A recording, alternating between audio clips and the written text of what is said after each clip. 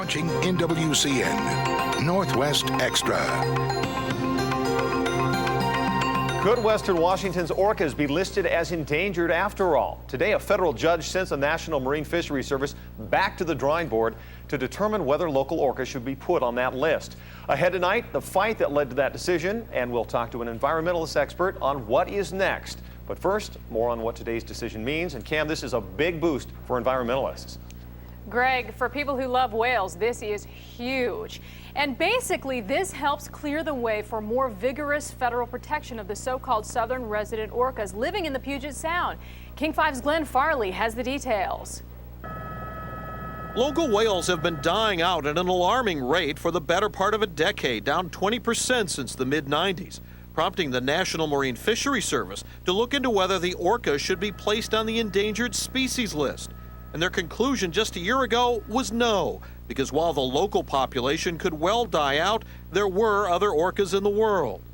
The population did not meet that definition. So is it technical? Yes. Is it essential? Yes. You've got to meet that legal requirement in order to invoke the act. Environmental groups were outraged and sued. And today, Federal District Judge Robert Lasnik ordered the Fisheries Service to issue new findings in the next 12 months. It's a holiday season and the orca's just got a great gift. The issue is over whether there's just one species of orca or actually several. The local JK&L pods the environmentalists want to protect eat salmon. Other seagoing orcas eat other marine mammals. They don't socialize, they don't interbreed. Can you realize how Former Secretary of State Ralph Monroe has been fighting for the orcas ever since they were captured for aquariums. The fact of the matter is we have these magnificent creatures in our waters who have lived here for thousands of years. And it's our responsibility and our job to protect them. An endangered species listing does come with implications. Certain critical areas could be set aside. There could be protections on salmon, the orca's food supply. Some salmon are classified as endangered species themselves, already requiring developers and logging companies to change the way they do business. And the Fisheries Service says it has an orca conservation plan in place under the Marine Mammal Protection Act. And environmentalists say the whales can only be truly protected when these largest members of the dolphin family are considered endangered. In Seattle, Glenn Farley, King 5 News. Well, here's some little-known history that shaped everything. In the mid-1700s, a Swedish botanist classified the orca as one global species. Back then, scientists didn't know that some killer whales migrated throughout a large range, while others stuck to smaller areas. The Puget Sound whales include 3 pods of orcas and about 84 individual whales. That's down from more than 120 in the 1960s. Greg? All right, Campbell, joining us now is Michael Harris with the Orca Conservancy, and you said this is not something you quite expected, so this has got to be huge for you. Hey, it's a pleasant surprise. Yeah, it's we're very, very happy with this. What did you expect leading up to today? Well, you know, in this climate, it's the last 3 years on this battle. It's been really rough waters out there, especially during this administration, who is very hostile toward the ESA protection. So we didn't quite expect to have such a victory, and this is great.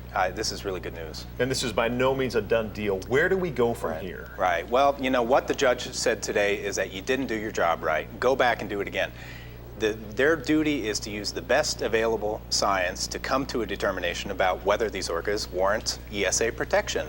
And they use, like you mentioned, a classification from 1758. So, you know, we're going off science. We're beginning with science that's 300 years old, and we've learned so much about these orcas in the last 30 years. In the last 3 years, we've learned a lot about these orcas. So it's not the best available science. Is this kind of a wait-and-see thing, or are you pretty sure that they will end up on the endangered species list? I think what happened today is the judge said every criteria that you use to say that they do not warrant ESA protection, he basically threw it out the window.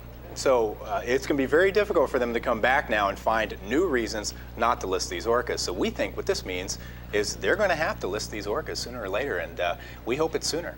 Let's talk about how this would affect, if they are put on the list, how would it affect other industries, say the tourism industry with cruise ships, shipping lines, whale watching? Right. Well, you know, as far as the whale watching goes, the whale watch operators in Washington State we think they're awesome. We think they're doing a great job. They're some of the best self-regulated industry out there because I think they know that they are stakeholders. Right. You can't watch whales if there are no whales to watch.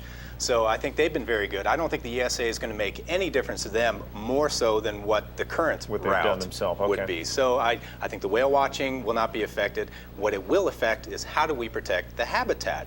You can't just protect the orcas by looking at them like a stock of fish. You have to look at a broad habitat. You have to look at mitigating and preventing oil spills, which are the #1 threat to these orcas right now. So it provides teeth, basically, in the protection. It's the best measure of protection and recovery for these orcas. So we'd be talking about more money either for prevention or for acting quickly if there were an oil spill. Yeah, well, that's one of the things. Yeah, it just means a consideration of things like oil spills. Again, I mean, the depleted stock through the Marine Mammal Protection Act is a step in the right direction, but it's not a big enough step. You know, we need the teeth that ESA brings. And I think really the regional NOAA Fisheries Office, I think they believe too that we need to list these orcas. I like to believe that. And I think they've just been buffaloed by the Bush administration in Washington, D.C. on this one. You feel pretty confident that this is going to go ahead. I mean, what's the time frame are we looking at here? Well, Just months or years? They've been given 12 months to go back to the drawing board, figure out, come back with a better argument on why they shouldn't list. And I think with everything now thrown out by this judge, it's going to be very tough for them to come back and say, you know, this 1758 taxonomy is actually the best available science. I don't think they're going to wiggle out of this. I think they know what the right thing is to do. And I think ultimately we're going to get ESA protection for these orcas, and I think that's a great victory for orcas. What would this region be without killer whales? It's what like would the economy you look be? at the Space Needle, it says Seattle orcas save Exactly. the Puget Sound. Yeah, so. what would this economy be without these orcas? That's You know, and so this is not just a whale hugger issue or an animal rights issue. This is an economic issue. This is why people live here. The killer whales of Puget Sound are why, in large part, why people are here. Even if you don't see them every day, you know they're out there. What's it going to be like if you look out there and you realize they're not out there? They're a big part of the Northwest. Exactly. Michael Harris with the Orca Conservancy, thank you very much for coming in. My pleasure. Appreciate it. And we contacted the National Marine Fisheries Service today to give them an opportunity to comment. They declined to talk with us. Here are some interesting facts about orcas that you might not know. Females can live to be about 80 years old. Males live to be about 60. And orcas' food preference pretty much varies depending on their locality. They eat everything from seals to sea lions to walruses, even other whales. Of course, they eat salmon. Orcas also rely very much on sound to communicate. They make a variety of different sounds, including calls, whistles, and those funny little clicking noises. And each pod has its very own distinct call.